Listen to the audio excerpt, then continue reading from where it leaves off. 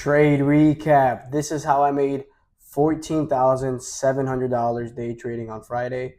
Some of my students did end up catching this trade as well. So let me go over my trade recap and show you guys what trades I took and how I took them or why I took them. So let's get right into it. So first things first, I was on the hourly time frame. First thing I got was my bias. So every day I trade, I get my daily bias. So I look for, and keep in mind I trade supply and demand. So I look to see if I'm in a buyer or seller zone. As you can see, the major buyer zone is down here. This is the hourly time frame. So buyers love to kick in right here. It is what it is, right? So I'm getting my range. This is the major seller zone right here, as far as you can see, right? That is the major seller zone. So we knew we were going to be moving in this range. So on Friday when we opened up here, right? Bang. As you can see. So let me just put it white. So this is where we opened up at. So on Friday, this is where we opened up at. So what I ended up doing is obviously I scaled down to the lower time frames. If we're sitting right here, we're sitting in the seller zone. Are we going to be taking buys or sells? Everyone answer the question. Sells, right? So we're going to be predicting the market's going to be coming down from this area. So obviously I scaled down to my lower time frames. I already had my daily bias. I'm taking a sell this day. So I scaled down to the lower time frames. I went down to like the 5-minute time frame, right? And bang, as far as you can see, actually that's the trade that I took on Friday. So that's good. Let me get this this white thing out of here. So this is the trade that I took on Friday. Let me get this out of here. I took a sell. Obviously did not get stopped out. I ended up doing 233%. Again, like I said, I made $14,700, and I had a couple students also do it with me. So as you can see, right, I took a sell. There's a lot of indicators here, right? Specifically, I took my entry around 840. So I knew price was going to start dropping from here because I knew the volatility and there was volume starting to, turn this market around. When I went towards the 1-minute time frame, what really changed this for me, let me find where my entry was on the 1 minute. It's gonna be over here. There you go. So what really changes for me, and I remember exactly where I entered because I was stuck in some theta, was this over here. So obviously, like for the first period of market open, so 8:30, you see the market just trending up, downside, trending up. But then at around like 8:37, I think it was 8:40ish. So here you go, 8:39. So I entered on this candle right here. So price was in an uptrend on the smaller time frame, and as soon as that uptrend broke and showed me a downside move, as you can see, we had a break of structure here. So when we had that break of structure, I ended up taking my trade, placing my trade. Obviously, I was in the money here, so I was already like, I think out the gate, I might have been up 20%. I could have sold for 20% like that in seconds. But obviously, price ended up coming back up. I was stuck in this theta for a while, and I was still waiting for price to break down and come down pretty strong. Thank God I did not enter buys because there's no way I would have gotten 200%. And I'm happy that I stuck to my bias, my hourly bias, my higher time frames, right, was saying I'm going to the downside. And in this case, right, I scaled down to the smaller time frames, and you saw the break of structure. This is why I entered, by the way. Had a bearish engulfing and a break of structure. So I entered, and I held through all this, and bang, bang, price comes down, eats dog, hits my TP, maybe I think it was like an hour later, bro. So yeah, so like around an hour later, price a dog. I could have sold for way more, by the way. Like if I was like on my P's and Q's and sold and price was all the way down here, bro, I would have sold maybe 300%, which is crazy to think of. But yeah, so I would have made, if I sold at 300%, I would have made like 20 grand, but I made $14,700.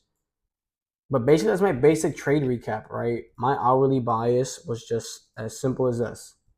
So my hourly, again, I trade supply and demand. So I'm looking for where a buyer's sitting, where a seller's sitting. I'm just identifying that.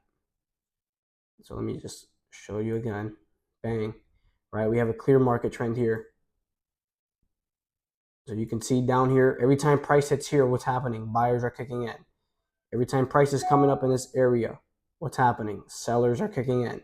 So I knew we were going to test this specific area from previous market history, which is what we were doing, right? My trade ended up being over here. And you can see the wick where I ended up hitting my TP on was right here. if y'all can see that. So yeah, simple as can be. It's just taking the seller zone. Like, I'm knowing sellers are sitting there, and I had my indicators of price eating dog, right? So I had a break structure and a bearish engulfing. So I don't have to overcomplicate it. You don't have to overcomplicate your trading. It's as simple as being in the seller zone, waiting for the price to give you an indicator on a smaller time frame. So I keep in mind, I didn't have any shapes on here. I didn't have really none of that. All I had was my seller zone, which was a major seller zone, by the way. You can see price dipping from here a lot. And yeah, I mean, that was basically my trade. Like, so, I mean, I hope you learn from this, and I hope you kind of look into your higher time frames. Keep in mind, higher time frames, they're going to show you the overall trend of the market and where you're sitting at, right? There's a bunch of hedge funds sitting in this area, a bunch of banks sitting in this area waiting for the market to sell off, right? And then obviously did a draw on liquidity where my TP was at, which I thank God for. Because you can see even when price was in this previous range, price ended up coming up right here. You see that? I don't know if y'all see that. So you can kind of see like those indicators. So I had my TP at a very good area, right? Because obviously we did not break past this area, that those buyers that were sitting in this area. So let me just put it green so you guys know what I'm talking about. Let's see. So those buyers that were sitting in the area over here and the buyers that were sitting right here, obviously they worked together. So some people were sitting and waiting for price to come down there so they can take buys.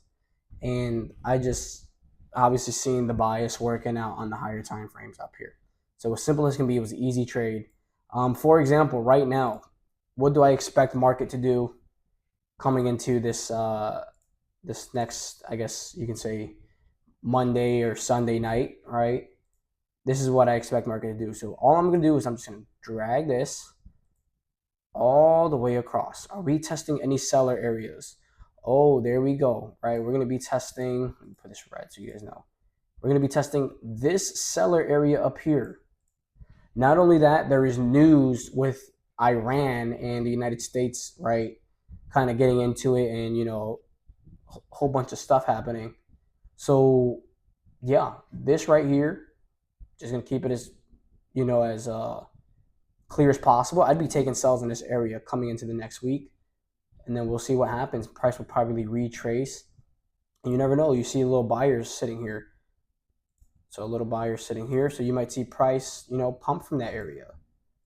So those are just areas to be kind of aware of, and to be like, you know what, I'm going to be watching this area and see what price does on the smaller time frames.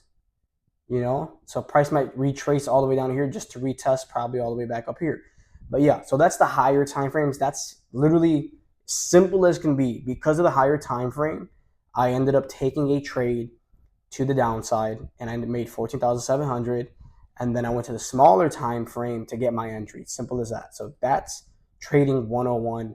That's my daily bias on this trade, and that's the trade that I ended up taking, right?